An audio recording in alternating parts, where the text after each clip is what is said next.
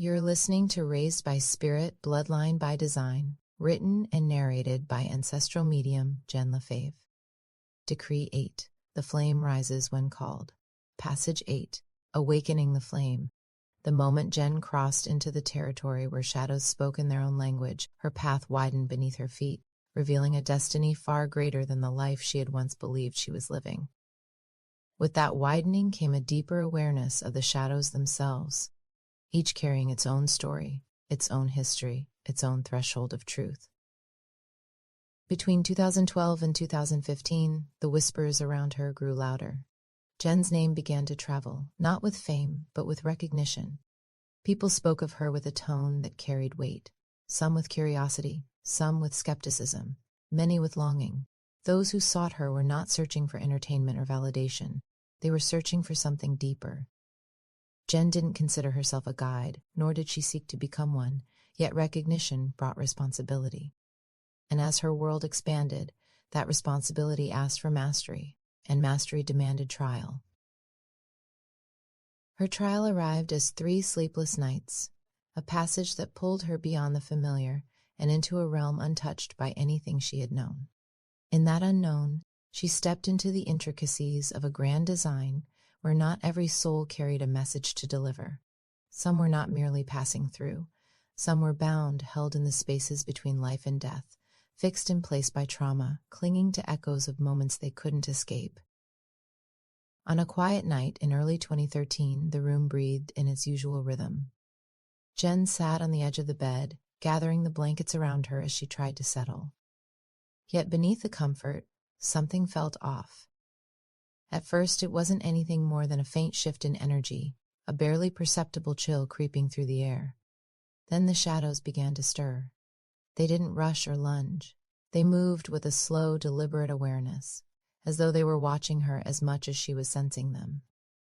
She remained perfectly still as whispers emerged, fragmented hums that sounded like distant conversations from a realm both far removed yet uncannily near. Uncertainty crept in as the atmosphere shifted, sending subtle waves of discomfort through the room. "Orion," she whispered, reaching for the presence she had always known. Silence answered her. She called for her father, then for Kevin. Still nothing. The tension deepened as the energy grew denser, pressing into every shadowed corner. She didn't know what it was. She only knew that it was there. In a final attempt for reassurance, she called for Maggie. When no ancestral voice responded, her eyes darted to her husband. "Babe, wake up," she whispered, her voice edged with uncertainty.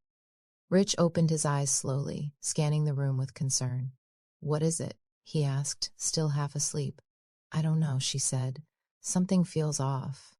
He understood without needing further explanation, yet he wondered how he could help her face something he couldn't see or sense. The absence of an answer left him helpless. Jenn recognized his unspoken thoughts and softened her voice. "Maybe it's just me. It's fine. Go back to sleep." He leaned forward, pressed a gentle kiss to her forehead, and settled back beneath the covers. But she remained upright, unable to shake the unknown. Her breath grew shallow. Her fingers tightened around the blanket. The air thickened again, shifting with a force that felt heavy and deliberate, as though something had turned its full attention toward her now. Then, as if pulled from the depth of the shadows and woven from the air, a translucent man stood before her. The sheer force of his presence altered the space around them. A suffocating weight clung to him, as though the rope that had once hung around his neck still bound him to this place, tethering him to the same darkness that stirred the room.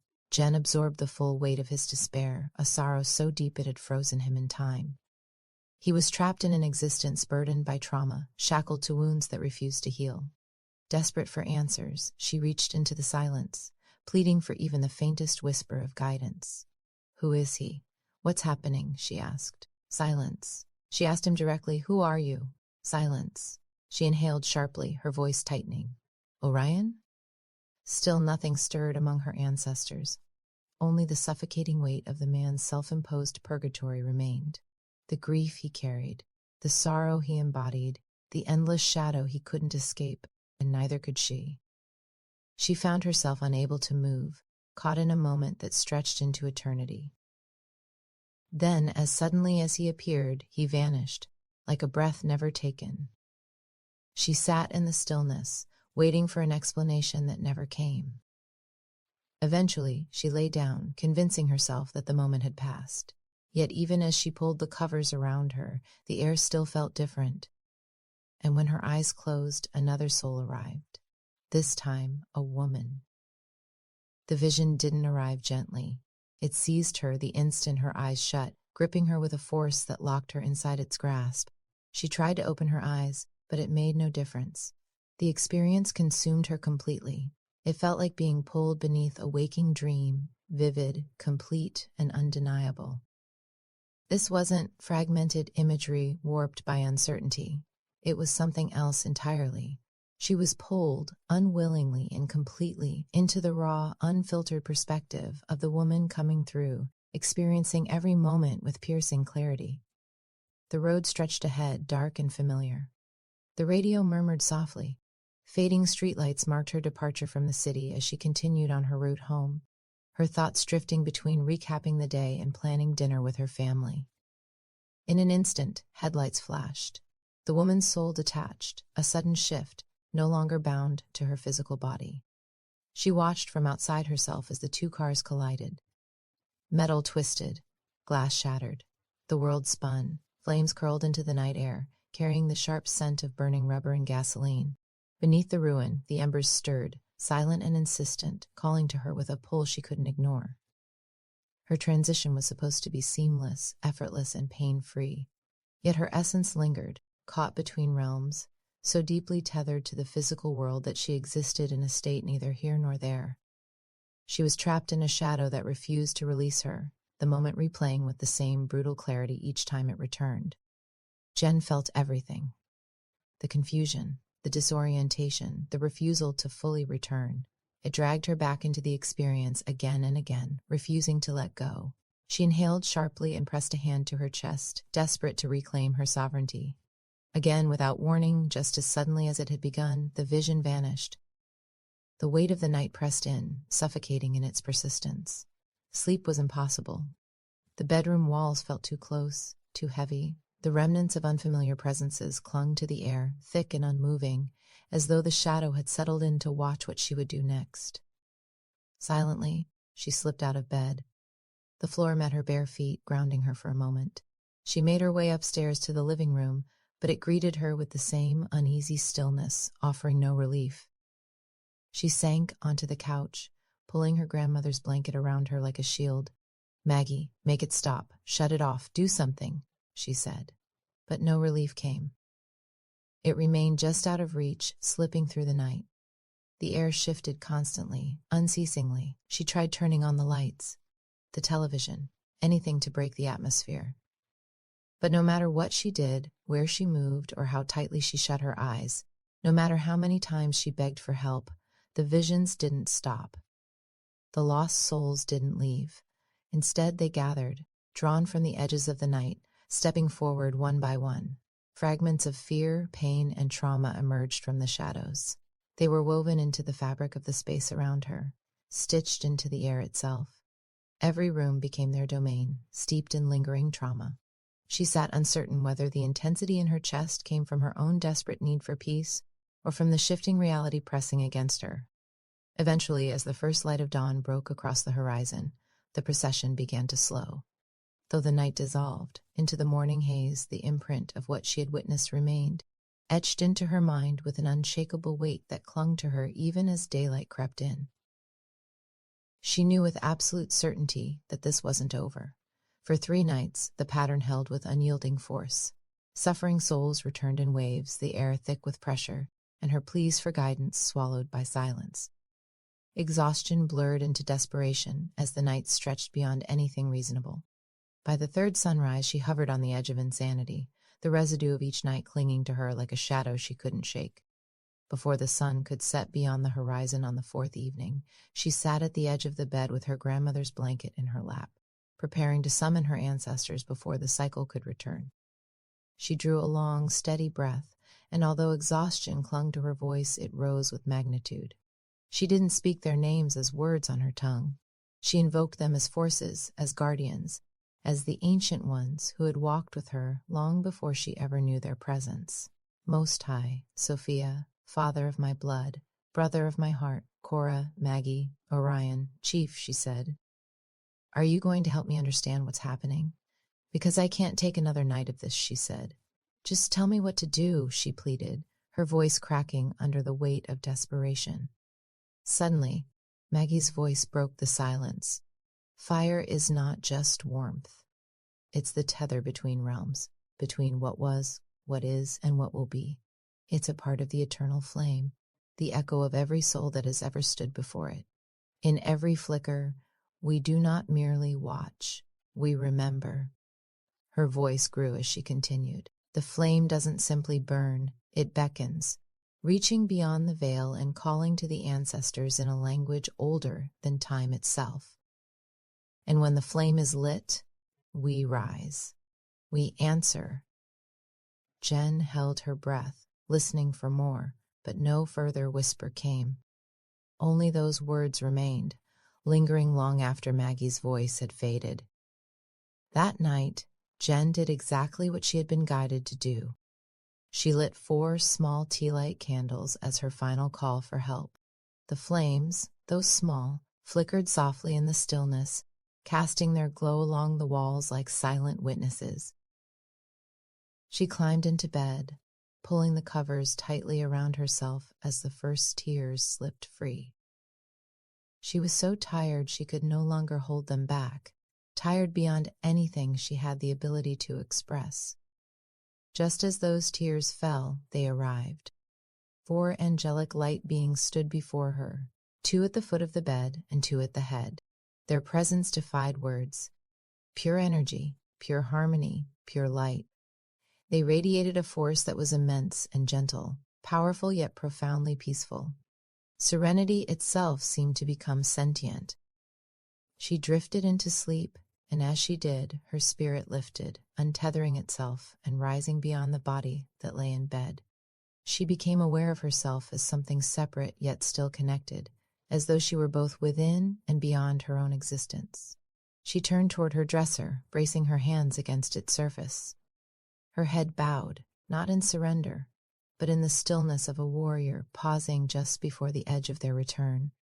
And in that instant, Orion rose behind her. Space bent around him with a gravity that belonged to older realms. When he spoke, his voice wasn't sound but a cosmic resonance. It moved through her like a forgotten celestial chord struck at the center of creation itself. You asked why the lost ones found you, he said. Remember the sacred architecture woven into the fabric of all things within the design itself. You are being prepared, he continued. You were shown the souls who couldn't rise so you would remember the journey of those who did. You walked beside the wandering so you can one day guide the awakening. You are not merely yourself. You are the legacy, the living continuation of every struggle, every triumph, every defiant breath taken against the imbalances of the past. You are the flame of all who came before, those who rose, fought, burned, and battled, those whose voices were silenced, their stories erased. Some wandered into self-forged purgatories of deception, he said, bound to sorrow and penance, lost within distortions of the cosmic design, trapped in unnatural cycles, their purpose relinquished, their redemption mistaken for punishment. Remember, its rhythm is chaos, its design, order, and its wisdom is your own, he said gently. This wasn't meant to break you, it was meant to remind you. But you must listen, without fear. And next time you stand before the flame, he said, you won't simply witness its embers, fragments of sorrow, shadows cast as echoes of experience. Instead, he said, you are meant to transform fear, sorrow, pain, grief, uncertainty, and regret into something fierce, into something luminous. This is the truth of your bloodline, the inheritance etched into the fabric of all who came before. You do not stand before the embers, you wield the flame. And in that moment, he was gone. When the morning light finally crept through the curtains, she awoke with fire in her blood. She exhaled, feeling a sensation of soaring, as though she were no longer tethered to the ordinary world. She couldn't ignore the fire Orion and Maggie had spoken of. It lingered, not merely as an element or a symbol, but as a force, a calling, something embedded within the design itself. In the weeks that followed, she chased its origins. She traced its meaning across civilizations, myths, and ancient wisdom, seeking answers hidden in stories told long before time fractured them. She pored over Greek myths, finding echoes of her own awakening in the defiance of Prometheus, in his audacity to steal fire from the gods, not for destruction, but for illumination and evolution. The fire he gifted humanity was knowledge, the spark that transformed mortals into creators of their own destiny. She studied Hindu texts, where the sacred flame stood as the messenger, carrying prayers to the heavens and bridging the mortal with the eternal.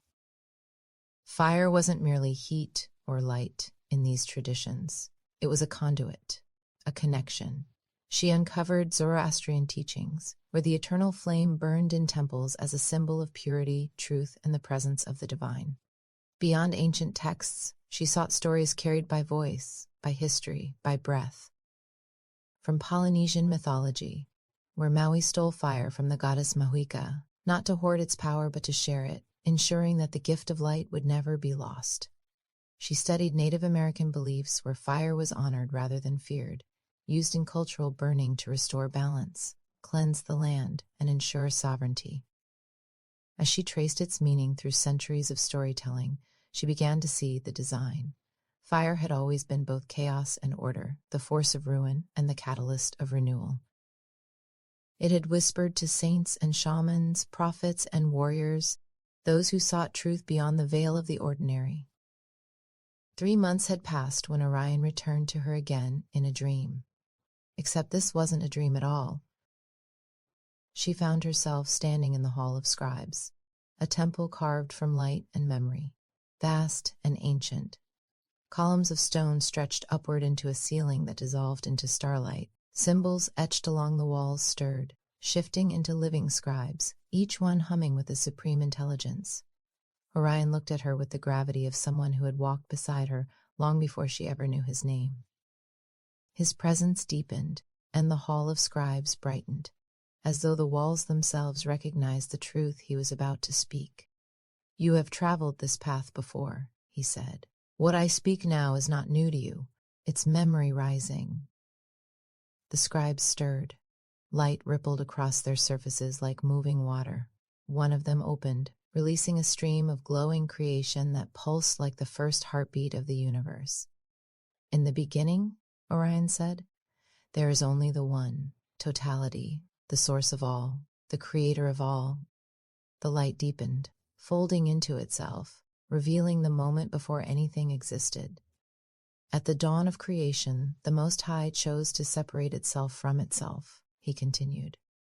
"This separation is the divine spark within every soul, the very creation of a soul. It's the beginning of the great return. As the eternal expands, the Most High continues to polarize itself," Orion said. "From its own essence, souls emerge, each one created to experience, to expand, to return.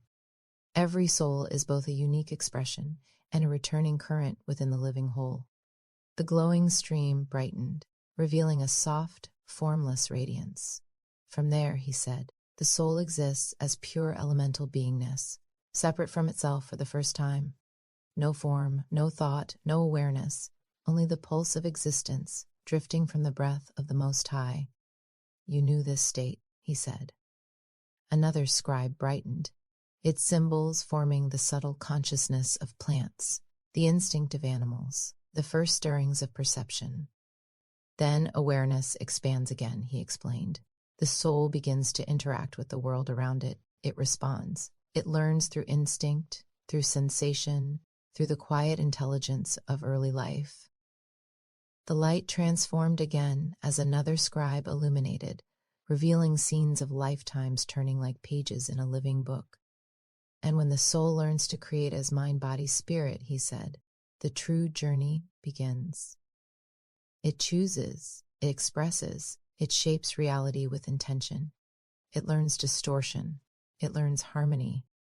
It learns that every act echoes through the whole, he said. Warm light spread across the walls as the scribes shifted. In these early creations, young souls often create in service to themselves, he continued. They wander, they repeat, they learn through imbalance. They gather experience, knowledge, and awareness across incarnations as wisdom begins its return. Through repetition, the soul remembers how to choose differently. The hall dimmed, then brightened again, revealing lifetimes of healing, unity, and remembrance that await humanity. When the soul remembers its connection to all things, it begins to serve, Orion said. It chooses unity. It chooses compassion. It chooses creation that uplifts the whole. The veil thins. The illusion of separation dissolves. Physical and non-physical senses align. When balance and harmony are mastered across all time and space, he continued, the soul becomes a teacher within the world, a guide, a presence of heart-centered awareness. Such souls walk among others, sharing the wisdom they have gathered through countless incarnations. The hall deepened, filled with the presence of countless light beings. When the soul outgrows the need for form, he said, it rises into realms of light. It becomes a teacher of the unseen, a whisper in dreams, a guardian of the ones still learning to create. These are the beings you call guides, masters, angels. The light expanded again, revealing a vast council suspended in the upper octaves of the hall, each presence woven into the next like constellations forming a single living map. And when the soul has mastered service as an angelic guide, he continued, it joins the great councils of master teachers. Here, souls gather in collective wisdom, guiding the masters who guide the teachers. They support the etheric masters who watch over the earthly teachers, who in turn guide the souls still learning to create within the world. The scribes brightened, their inscriptions forming intricate patterns that linked one realm to another. This is the interwoven hierarchy of guidance, Orion said. It's a living bridge across dimensions, wisdom flowing from realm to realm, teacher to teacher, incarnation to incarnation. No soul rises alone. Every step is supported by those who came before, and every act of service strengthens the whole. A library of light opened before her, endless and breathing. And when knowledge becomes its nature, he said, the soul becomes a keeper of memory, a guardian of the wisdom of entire realms, a living archive of all that has ever been. This is not a place, it's a state of a soul's evolution. At the height of its evolution, Orion said, the soul is given a choice. One path leads to creation, the other to the great return. Some souls choose to create, he said, to stand beside the Most High as co-creators of existence, to shape new realms, to expand the eternal. The scribes blazed with creative fire. This is the path of the Elohim. Sophia walked this path. The final scribe dimmed into a single point of infinite light. And some souls choose the great return, he whispered. The dissolution of self, the merging back into totality, the end of separation, the beginning of all. He stepped closer, his presence vast and unyielding. This is the architecture of creation, he said. Not a ladder, not a sequence. You have walked it across lifetimes. The hall dimmed, the scribes bowing into stillness as his final words settled over her like a seal. The flame answers you because it remembers you, he said. The call you feel is not a summons forward, it's a summons back. You have stood in the place where creation begins. You have carried the flame through lifetimes. And now you return, not to ascend, but to fulfill what was written in the first breath.